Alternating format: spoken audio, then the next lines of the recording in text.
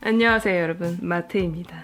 오늘은 여러분들이 제목에서 보셨다시피 왜 제가 이곳으로 이런 시골 마을로 이사를 오게 됐는지에 대한 이유를 말씀드리려고 해요. 여러분들이 또 집에 관련된 문의들도 되게 많았었는데 어떻게 이런 집을 찾게 됐냐 뭐 이런 것부터 시작해서 저는 그냥 직방, 뭐 다방 이런 것도 좋지만 일단 그런 것들은 다 섭렵했었고 그때 당시. 근데 뭔가 내가 원하는 집이 없는 거야. 그래서 지역을 다 돌아다녀봤어. 그 분위기를 보고 싶은 거야. 도시에 대한. 내가 딱 점 찍어둔 몇 군데를 왔다 갔다 하면서 부동산도 직접 찾아가보고 하면서 좀 분위기를 봤어요. 제가 생각했을 때 가장 마음에 들었던 장소를 찾아서 그 지역명 플러스 부동산 이렇게 검색을 해봐. 그러면은 그 지역에 있는 웹사이트나 이런 걸 가지고 있는 부동산들이 막 떠. 모든 부동산이 그렇진 않지만 조금 규모가 있거나 좀 열심히 일하시는 중개인 분들이 홈페이지를 만들어요. 뭐 매물 같은 것들을 막 다 올려놔. 사진 보고 이렇게 마음에 들면은 문의를 해서 실물로 보러 가는 거지. 저는 그렇게 해서 찾았어요. 저는 이 집이 너무 마음에 들거든요 지금. 제가 이런 집을 찾을 수 있을 거라고 기대는 했었지만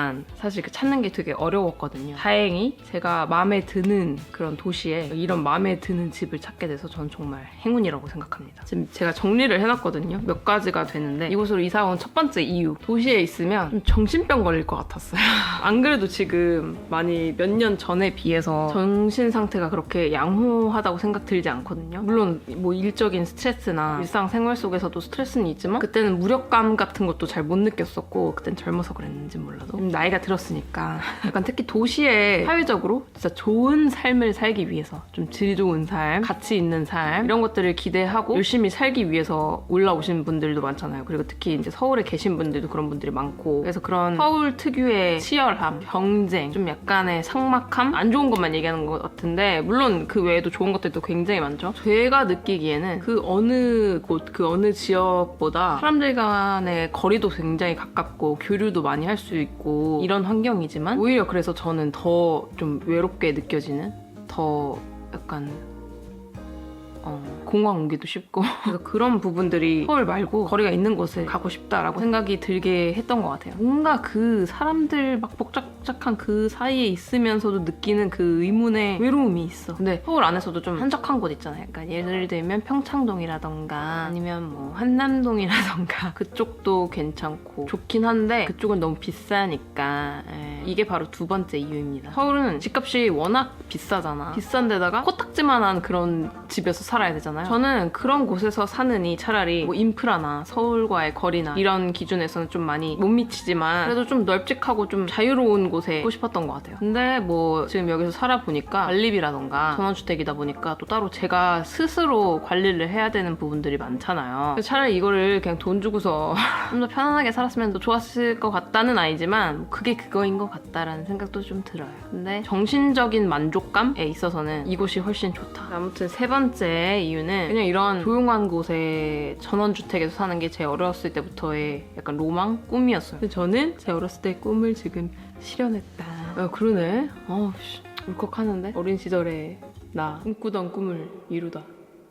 우리의 장래의 그런 모습들을 좀 상상하잖아. 그랬을 때 나는 도시와는 조금 떨어진 곳에서 나만의 조용하고 평화로운 시간들을 보내면서 살고 싶었던 것 같아요. 그래서 제가 진짜 실제로 이런 환경에서 잘 살아나갈 수 있는지 여러분도 아시다시피 귀농했다가 이런 전원주택 생활 그리고 서울과의 그 먼 거리 이런 조건들 때문에 다시 도시로 돌아가시는 분들이 굉장히 많다고 하잖아요. 그래서 저도 그 소리를 듣고서 역시 사람들은 저랑 비슷한 꿈들을 꾸고 그걸 실현했다가 현실을 깨닫고 많이들 돌아오시는구나. 그래서 저도 약간 성인되고 나서 그 꿈을 좀 타협을 했지, 현실과. 근데 또 나는 다를 수 있잖아.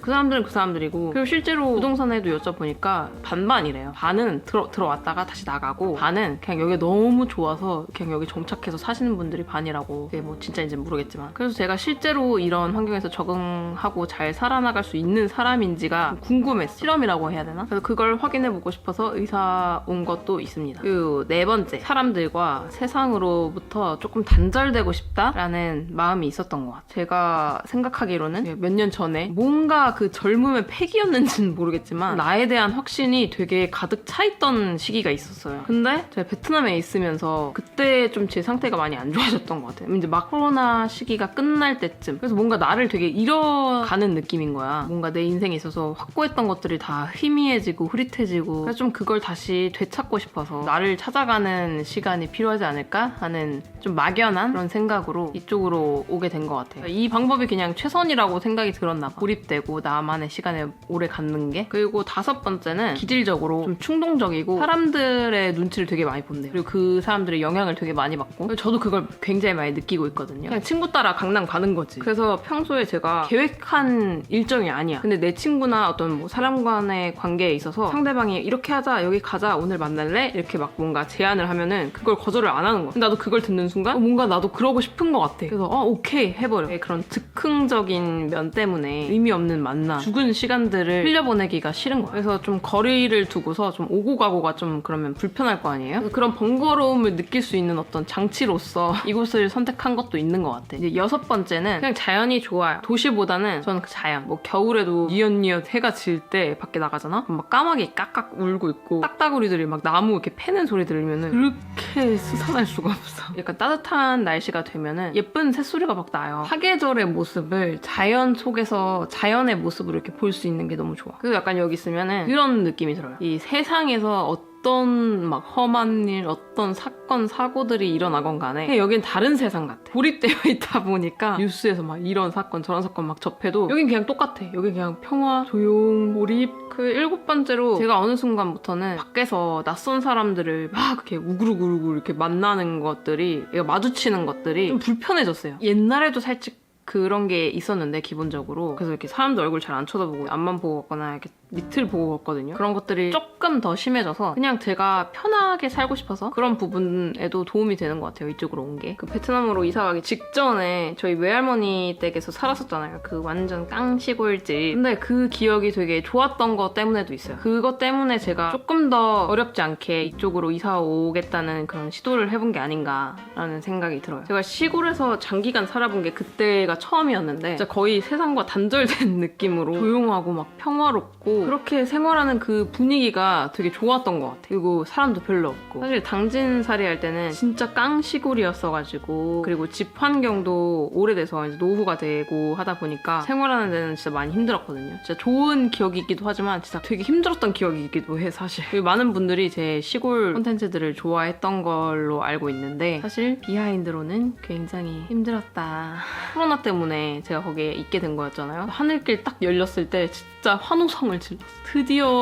드디어 내가 이제 편한 집에서 살 수 있겠다. 이제 며칠 안 남았다 이러면서 버텼던 것 같아. 근데 많이 그립기도 해요. 재밌었거든, 한편으로 또. 할머니랑 엄마랑 막 같이 쑥 뜯어가지고 쑥떡도 만들어 먹고 여러 가지 사건들이 많았죠, 1년 사이에. 그리고 제가 조부모님이랑 그렇게 오랫동안 함께 살아본다거나 기회가 잘 없으니까 너무 그 당진 시골집처럼 막 노후된 시설이 아니면 그것보다는 좀 편할 거고, 시골살이 하면서 느꼈었던 그런 좋은 점들을 또 가져갈 수 있는 기회라고 생각이 들어가지고 나는 진짜 이런 시골 전원 생활 너무 추천해요. 근데 뭐 가끔 지난 영상처럼 불상사가 발생하기도 하지만 좀 예측 못할, 겪어보지 못한 그런 상황들을 겪게 되는 것 같아요. 그렇지만 좀 추천한다. 제가 개인적으로 느꼈던 시골살이에 대한 좋은 점, 좀 불편한 부분들, 그리고 제가 왜 시골로 이사를 왔는지에 대해서 공유를 드려봤습니다. 오늘 영상 함께 해주셔서 감사하고요. 그럼 우리는 다음 영상에서 만납시다.